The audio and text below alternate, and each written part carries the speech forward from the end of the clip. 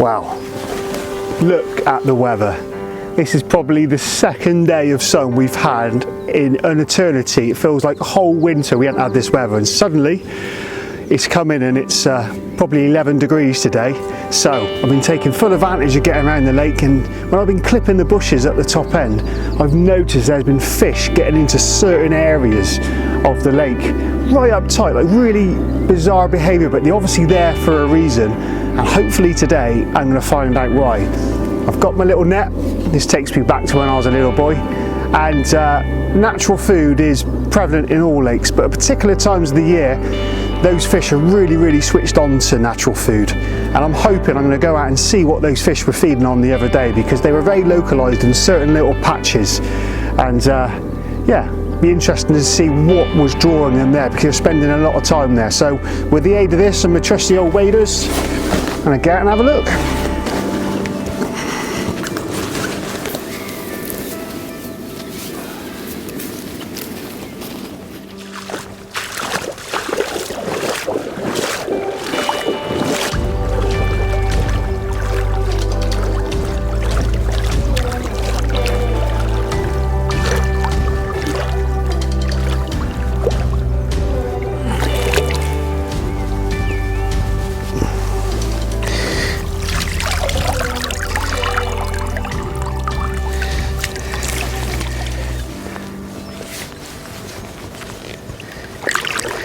Well, this was the area where these fish were. Aha! And I think I found the answer. There's absolutely loads and loads of shrimps. That's a few scoops there.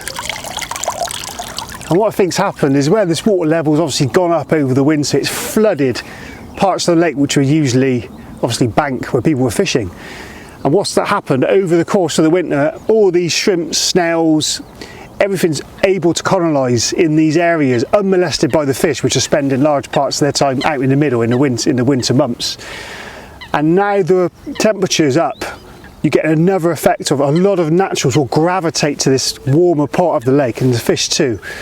And the fish are in for two reasons. One, it's a bit warmer than the rest of the lake, and two, and the most important one, and why I've seen these fish feed in here, is there's loads of natural food that are making their way up the shelf, chasing the warm water.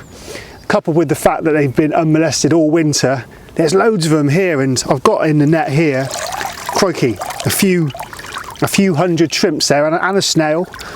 It just goes to show that everything is here for the carp, and when there's not a lot of bait going in, these fish are so switched on. So I'm going to get a couple more scoops, I think, and I'll show you. I'll get back on the bank and show you.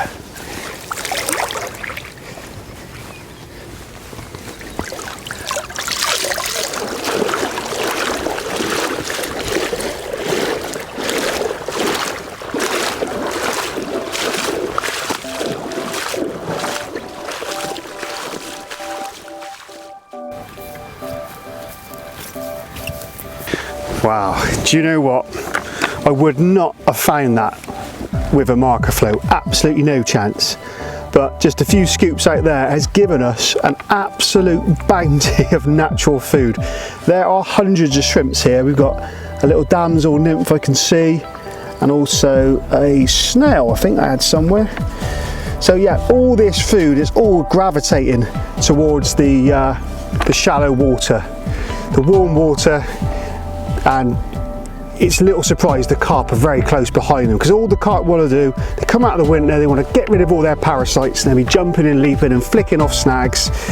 And next on the agenda is getting a bit of sun on their backs, getting warm, but also natural food. And the natural food is colonising here for the reasons I said earlier.